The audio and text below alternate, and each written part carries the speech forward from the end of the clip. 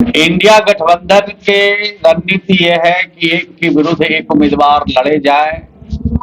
इसके लिए सीटों के बंटवारा हो रहे हैं और बहुत जल्द ही आप सब तक खुशखबरी पहुंच जाएगी कि बिहार में और बिहार के बाहर अन्य राज्यों में भी सीटों के बंटवारा होकर के चुनाव लड़े जाएंगे।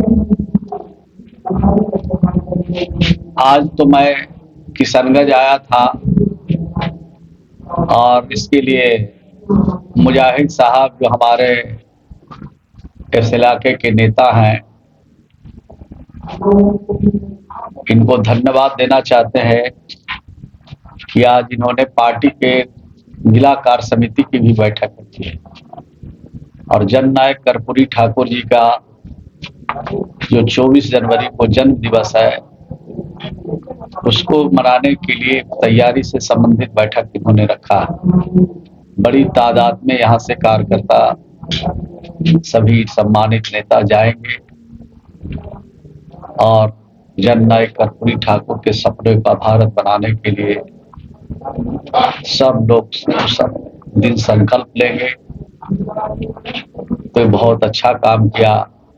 हमें भी आज इस बैठक में शामिल होने का मौका मिला। इसके लिए मास्टर मुजाहिद आलम साहब को, नौशाद साहब को, सब लोग को जो यहाँ पर हमारे पार्टी के सभी नेता हैं सबको के प्रति आभार प्रकट करना चाहता हूँ, उनको शुभकामना और धन्यवाद देना चाहता हूँ। सब बड़े नेता के पास सारा आवेदन गया हुआ है, जिसको जहाँ से लड़ना है, कौन सी सीट किसको मिलना है, तो बड़े नेता के हाथ में बात गई है। अब वो मिल बैठ करके फैसला लेंगे और जब वो फैसला हो जाएगा तो उसके आगे का काम शुरू किया जाएगा। फिर सर जदयू का कितना सीटों पर दावा है? अब तो बड़े नेता जानते हैं। इतनी बात जरूर है कि सम्मानित सीट पर हम लोग सब लोग चुनाव लड़ेंगे, सम्मान के साथ चुनाव लड़ेंगे और जो हम लोग का सोच है, मिशन है, वो 2024 का है कि हर हालत में भाजपा से भारत को मुक्त करना है। किसी भी कीमत पर 2024 में भाजपा नहीं रहे, इसकी पूरी कोशिश सब लोग मिलकर करना है। राम मंदिर पर क्या कहना है भाजपा का रणनीति? अब मंदिर हो, मस्जिद हो, गिरजाघर हो, गुरुद्वारा हो, ये सब व्यक्तिगत इच्छा से सारी चीजें होती है। कोई मंदिर में पूजा करता है, कोई गुरुद्वारा में मत्था टेकता है, कोई मस्जिद में नमाज पढ़ता है।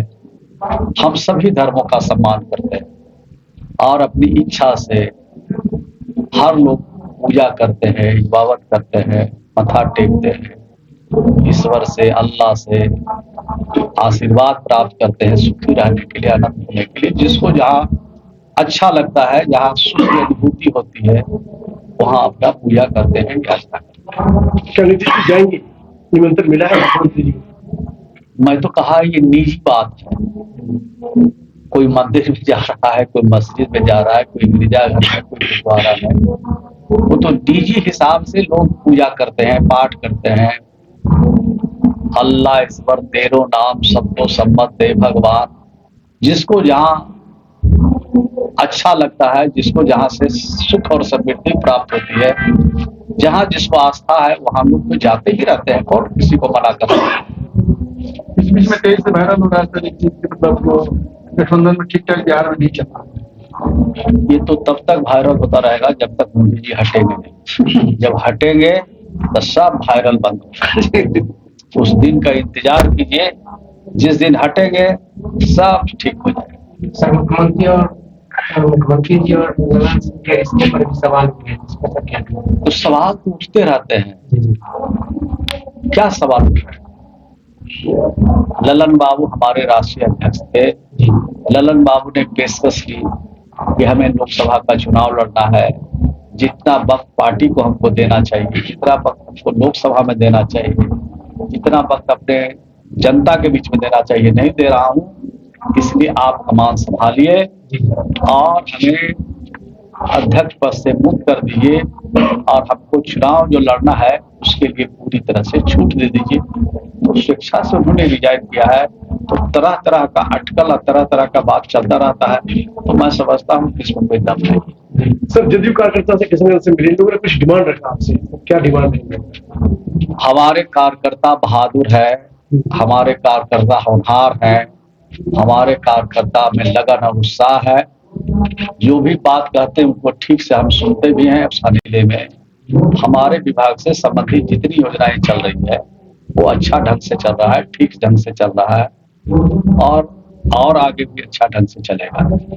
प्रधानमंत्री आवास में तो पैसे ही नहीं है, यानी लक्ष्य ही नहीं मिला है। यहाँ काफी संख्या में, जैसा जिलाधिकारी ने बताया कि काफी संख्या में प्रतीक्षा सूची में लोग इंतजार कर रहे मकान का। 3 साल से प्रधानमंत्री आवास का पैसा नहीं मिला है, यानी लक्ष्य नहीं मिला है।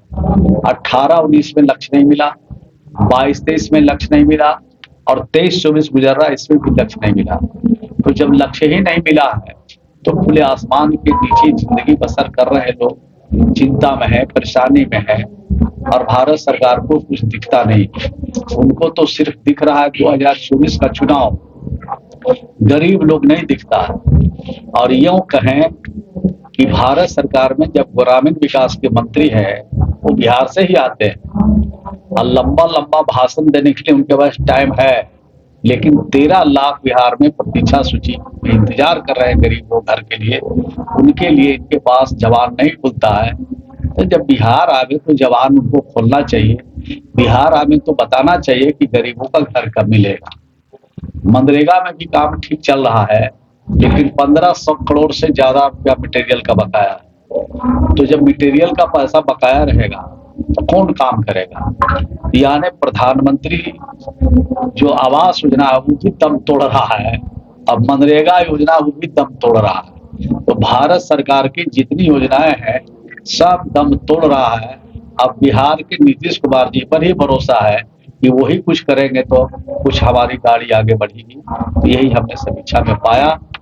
अधिकारियों को मैंने धन्यवाद दिया कि अच्छा काम कर रहे हैं और तेजी से ग्रामीण विकास की योजनाओं को चलाएं। सर, नल जल योजना, हर घर नल का जल योजना में सर छोटे छोटे जो ठेकेदार हैं उनका जो है सर बेरोजगार किया जा रहा है। ग्लोबल टेंडर आ गया है, जबकि वो कागज में कहीं नहीं है, ग्लोबल टेंडर किया है। नहीं, हम लोगों ने एक्सपेरिमेंट किया बिहार में। आपको स्मरण होगा कि हम लोगों ने ये ग्राम पंचायत को काम किया, और ग्राम पंचायत से नीचे जो हमारे वार्ड मेंबर है उनको हम लोगों ने ग्राम विकास समिति बना के काम किया। सिर्फ और सिर्फ जहां आर्सेनिक पाया जाता था, फ्लोराइड पाया जाता था, लौह पाया जाता था, वहीं पर हम लोगों ने पीएचडी डिपार्टमेंट को दिया और वहां ट्रीटमेंट प्लांट लगाने की बात कही। लेकिन अब ये देखा यह जा रहा है कि जहां जहां ग्राम पंचायतों के माध्यम से लगा था, अब वो सारा योजना इधर उधर हो गया। जहाँ पाइप लगा पाइप फट गया, नल का टोटी लगा टोटी खराब हो गया, मोटर जल गया। एक मुफ्त सरकार ने फैसला लिया कि अब सारा काम पीएचडी करे, और पीएचडी के माध्यम से हर घर में नल पहुंचाने, पानी पहुंचाने का जो कमी रह गया है उसको पूरा करें। धन्यवाद।